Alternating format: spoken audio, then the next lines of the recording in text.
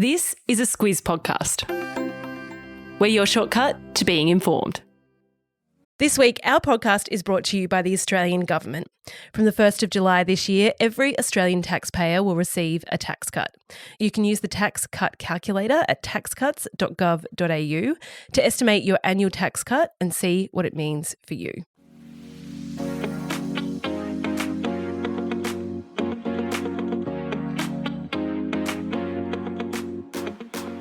Weekly Wrap is the week in news and what's coming up. I'm Kate Watson. And I'm Claire Kimball. Today, Claire, we're budgeting our way through the podcast and then a few stories from places we rarely talk about. Yeah, Georgia and New Caledonia. Both countries have been making news this week due to protests, and then we're coming back here, the continuing issue of what's going down on our university campuses. It's a protest theme. In what's coming up, a political conference, more budget stuff, and Vivid. Recommendations from me is a great conversation. Oh, and from me, a wholesome movie. Let's do it.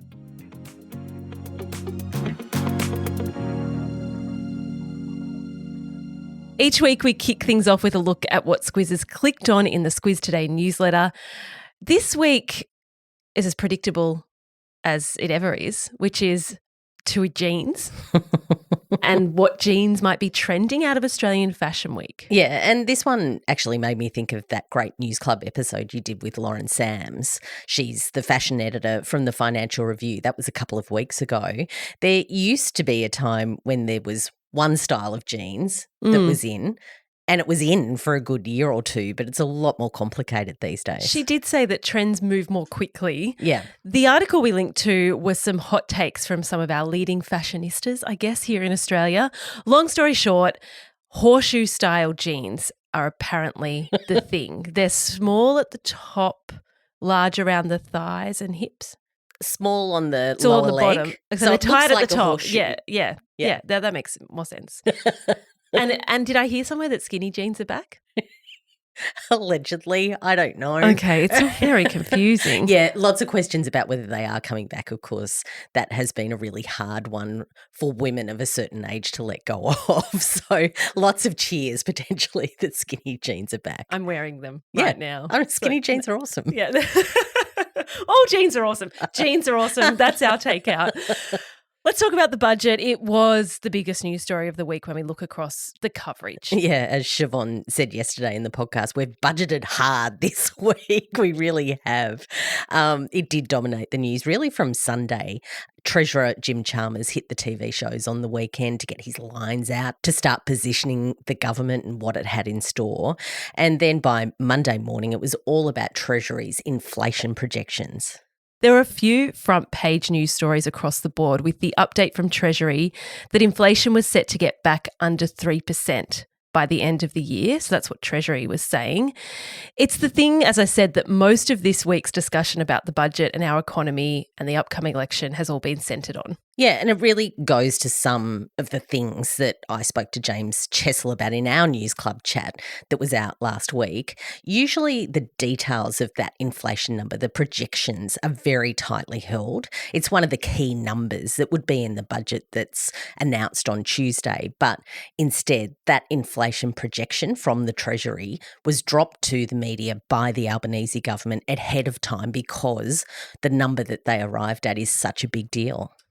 What we haven't done in a while, I feel like we used to do it all the time when it comes to this conversation around inflation, is actually explain why high inflation is a thing, is a problem. Yeah. So let's just do that quickly. Yeah, good shout. So high inflation's bad. It's bad for us as individuals because when the costs of things are going up and going up by a higher rate than really we want it to be, things like electricity, food, holidays, education, going up by a lot every month, every quarter, every year, it eats into our ability to maintain a standard of living, and it damages our prospects as a nation to grow and advance. So the Reserve Bank has a target for inflation to be at an annual rate of 2 to 3%.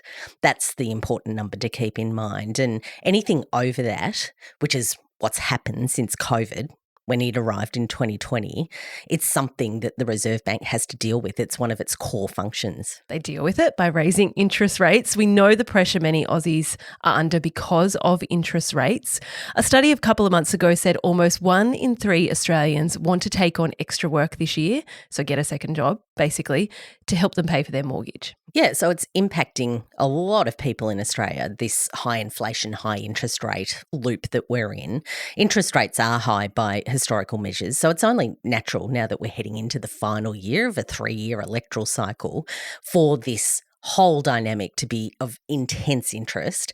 What the government is going to do about it, what the opposition is going to do about it, how they're going to fix this problem. And how people might vote because of those two approaches. The budget's a big part of understanding that. So here we are at the budget. Inflation is currently at 3.6%. The latest budget forecasts have that falling under 3% this calendar year, as we said. That's not what the Reserve Bank was saying just last week. Yeah, and look, the government said, well, the Reserve Bank didn't have the information that was in the budget. They say that there are measures in the budget that will bring inflation down. So what was driving the news on Monday and Tuesday was exactly that discussion. Tuesday night, Jim Chambers gets up. He announces the budget. Experts pile on saying this seems to be inflationary, this budget. Yeah, and just to nail exactly that very key point on the head, the government says that it won't be inflationary, mainly because there's a measure in the budget, that $300 energy bill rebate.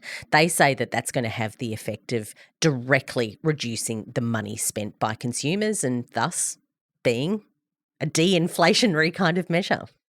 It's a little confusing. We've had a long conversation about this offline. It's technical. It really is. It is technical, and it is, one perspective versus another. Of course, the experts weren't homogenous. They all had different views, but one that you wanted to pull out was a really prominent economist, Chris Richardson. He tweeted, or he X'd, I don't know.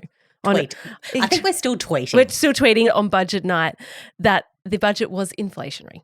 Yep. So he's one of these experts we're talking about. Yeah, and he's one that gets a lot of media. So that's the reason to pull him out. He tweeted, and this is a quote, "What just happened? My big ask of the budget was that it didn't poke the inflationary bear. I don't think it passed that test." So I guess to wrap all this together, the person we're waiting to hear from is Michelle Bullock, the Reserve Bank governor. She doesn't have any public appearances in her schedule until the next interest rates decision. That's not for another month. That'll be eagerly anticipated. Oh, yeah, it really will. I really feel for her. There'll be cameras outside her house. Oh, no, not that again. Like, that's where we're heading into. This is the thing that people are chasing down. Yeah, I hope we've really laid that out for you, particularly as a top-line look at where the commentary is around the budget. You'll notice we didn't do the what's in it for you, what's in it for me stuff. There is so much of that around, Claire. We thought that we'd leave that to others. We also didn't mention Future Made in Australia. It's a really big part of the government's pitch. So all of this cost of living stuff, that $300 energy rebate that we discussed, is around the what's happening in the here and now. This Future Made in Australia policy is really their future pitch, what their vision for Australia is. We're going to get into that next week in News Club. It's, again, a really technical policy. So I know I need to understand it a bit better. So I'm sure there's plenty of squizzes who will want that too. There's so many club picks. There's so many things you could read. We will whittle that down to 2 or 3 and make sure that you get a good snapshot of what that actually means in News Club next week. Of course, we then get into the back end of the week. Thursday night is the opposition leader's speech, budget reply, as we call it. I did watch that. Did you watch that? I did. That isn't even a question I need to ask you. I was torn between Women's State of Origin and budget in reply, but I managed to do both. One of the headline-grabbing announcements from that is a promise to cut the migration rate to 140,000, along with reducing foreign student numbers if he's elected, if the coalition government's elected. Yeah, exactly. And what Dutton did is link that migration number to the housing crisis in Australia. He's also announced a 2-year ban on foreign investors and also temporary residents purchasing existing homes in Australia.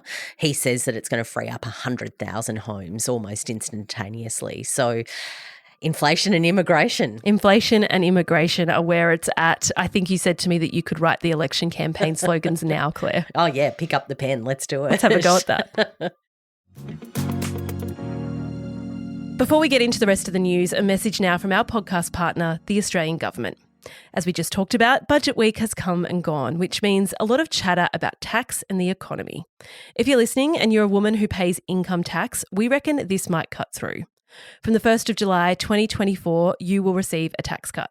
Every woman who pays income tax in Australia will receive a tax cut.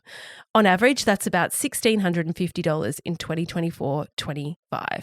For the ins and outs and finer details, just head to taxcuts.gov.au and use their online calculator to estimate what your annual tax cut will be.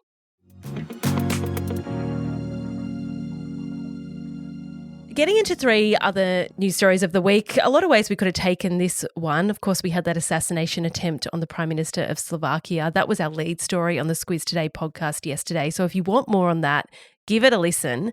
We've got a bit of a theme going on though, and we're calling it major protests and riots around the world. We're starting in Georgia. And that's because there've been big protests there for a while now, but they've reached a real crescendo this week.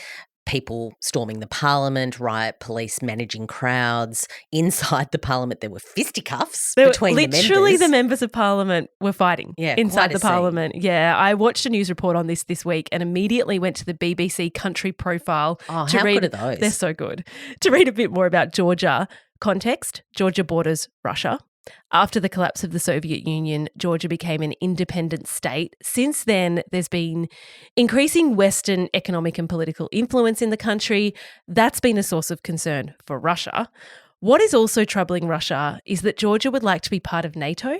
They'd also like to be part of the EU. Oh, this is kind of like the Ukraine discussion, isn't it? Very similar. The very big conflict between Russia wanting to stop that encroachment of the West further east. So that really all goes to the heart of what these protests are about, whether the country is more in line with the West or in line with Russia.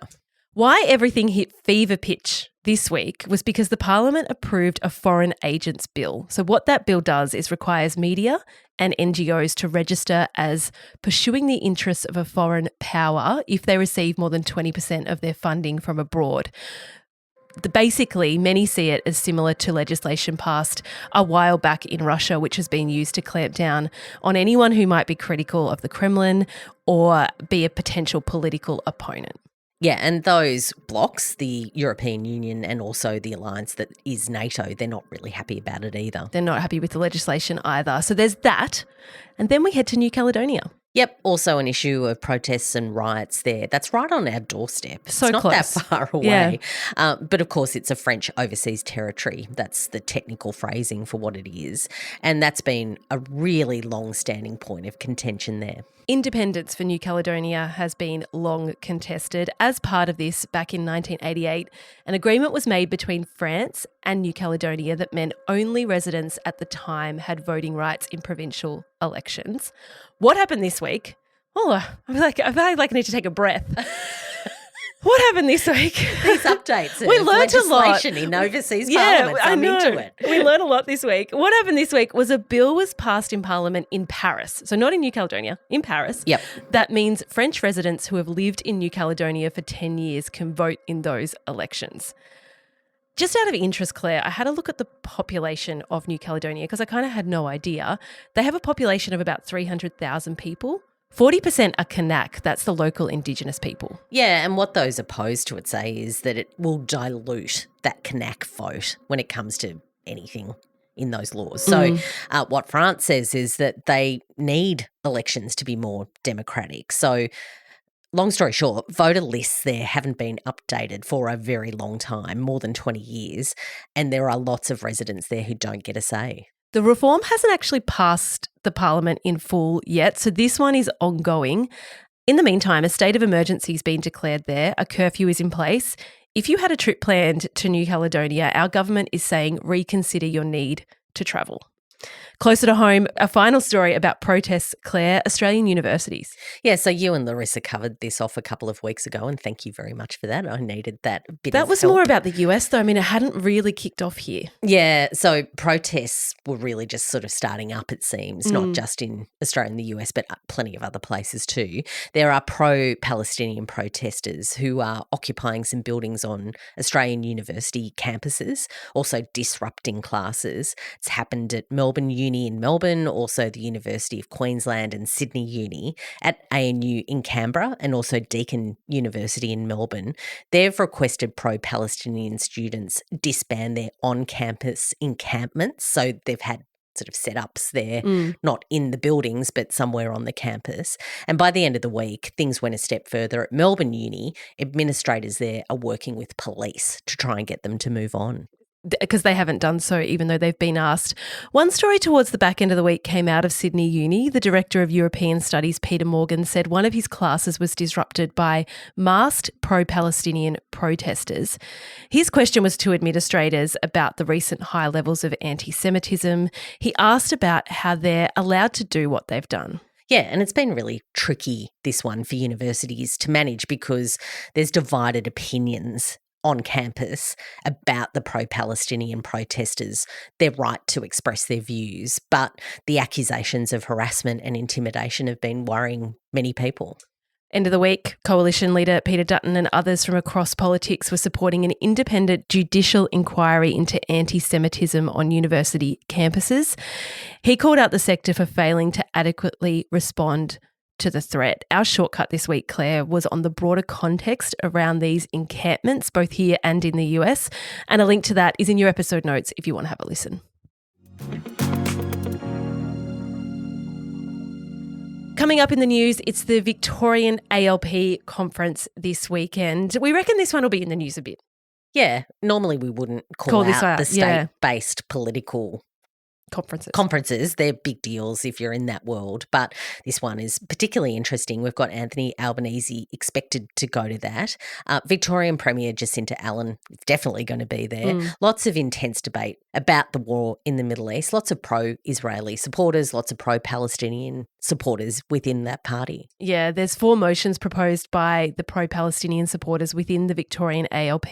They're demanding the Albanese government support Palestine's right to self-determination, and they're calling for an end to Israel's perpetual military occupation and human rights violation in Gaza. That's the quote. Yeah, so pro-Israeli supporters are expecting to argue against that. The hope is that that remains quite civil. They say the motions ignore that terrorist attack by Hamas on October 7. So there's that. That's happening over the weekend. Other stuff next week, we've got more budget. Shadow Treasurer Angus Taylor will give the post-budget reply address to the National Press Club on Wednesday. So it's funny how the Treasurer announces the budget in Parliament, but then the opposition leader announces the opposition's budget. The poor old Shadow Treasurer has to wait for his Shadow Treasurer. I'd quite like that because you've got a bit more time to prepare. True, actually. Yeah, it's a very good point. He might have got a bit more sleep. I don't know. Maybe. But it is a bit of a funny thing. I've always thought that was a bit weird. On to some more court-related things. Julian Assange and his bid to avoid extradition to the United States, it returns to the High Court in London. Also, Sam Kerr's court case will return to a UK court. Neither of those people are appearing, but there's still good things to be aware of. And in Sydney, Claire, Vivid starts on Friday. That's a big deal for the harbour city. Oh, it's so pretty. I don't want to get into it. I don't get it. Like this, they're just lights, but they're just lights. Oh my gosh. Some people are just really happy looking at pretty things. I know, it is really beautiful. And our harbour city where we get to showcase the harbour bridge and the water and all the beautiful buildings. But no, Kate's not on board. No, I'm on board. I'm not anti-Vivid. I think Vivid's great. It's great for the city. I'm just not as excited about the lights as other people seem to be. Let our commercial team know if they were hoping for a partnership with Vivid. That's probably off the agenda. Oh, maybe they need to convince me. No, I've actually been to Vivid. It's great. And it's so much more than lights. So I'll give them Vivid. It's great. Squeeze recommends, Claire, you had some time off. I'm sure you've got something for us after your downtime. Look, I did read and I didn't watch a whole lot of TV. You know those holidays where you just don't turn the TV on? Yeah. It was one of those, which was terrific. But look. You're in Thailand though. Really, I'd like to recommend some Thai restaurants and some street food trolleys, but that's probably not very practical. One movie I did watch though that I really enjoyed, and I reckon you would enjoy it a lot, Kate, is The Holdovers. So that's Paul Giamatti. He's probably the best known actor who's in it. He's a rigid school teacher at a boarding school in New England, and he's put in charge of the kids who have to stay at the school over the Christmas break.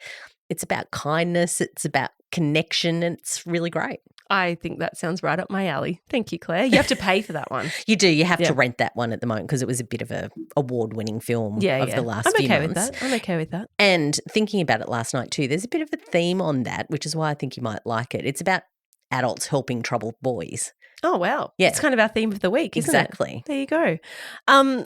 I got into an old favourite this week, Conversations. I haven't listened to a Conversations podcast in a while, but I really love Troy Cassar-Daley's music, and I really like Troy Cassar-Daley, and he was interviewed. So he's an old favourite of mine, along with the Conversations podcast. So I gave that a listen, and I thoroughly enjoyed it. Yeah, Conversations, of course, from the ABC. It's a mainstay of broadcasting in Australia. It's such a good show, that one. Yeah. Squiz Press, just quickly, News Club, as we just mentioned, this week was an interview with Bernie Shakeshaft, with the news theme being youth crime, Claire. We asked Squizzers, are you worried about crime where you live? It was 50-50. Yeah, very even split, that one. We'll read one of the comments. One from the not worried camp, from someone from Alice Springs. This is what they said. I live in Alice Springs, and despite all the hoo-ha in the media, I'm not worried about any crime except for domestic, family and sexual violence. It's not something I experience, but the impact on people, particularly Aboriginal women and their children, is terrible. Yeah, we thought that was an interesting perspective. A few comments about being more concerned about crimes within the home along that theme. For the Yes camp, sentiment seemed to be that it feels like it's increasing, but questions about whether it's just being more widely reported as well were raised by our audience. We really love getting into these polls. It gives us a really fascinating snapshot into Squizzes. Yeah, really does. And Kate, just to wrap us up, 6 years ago, you and me got up very early with a microphone and a dream to podcast. A microphone and a dream. I love that. We did. The very first Squiz Today podcast was out yesterday, 6 years ago. There's a video doing the rounds of our social feeds of us talking about the podcast, talking about our near disaster moments, Claire. The weirdest places we recorded the podcast. Yep, I reckon you should check that out. It's on our Instagram page, which is at the Squiz News Club. Yeah, it's across a lot of our social pages across the weekend. So hopefully you get to have a look. And certainly 6 years down, who knew we'd have a weekly wrap and a news club and a shortcuts and all the other bits and pieces that we've got. And an amazing podcast audience, which we love talking to you. So thank you so much for coming along with us. Thanks for listening to this episode of Weekly Wrap. We'll be back on Tuesday with News Club, all about future made in Australia.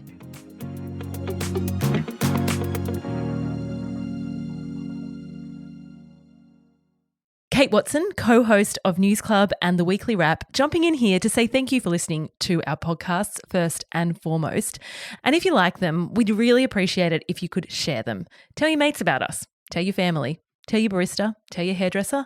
Whoever you think might be interested in the news that we cover. You telling people about us is still the number one way we grow. Thanks in advance.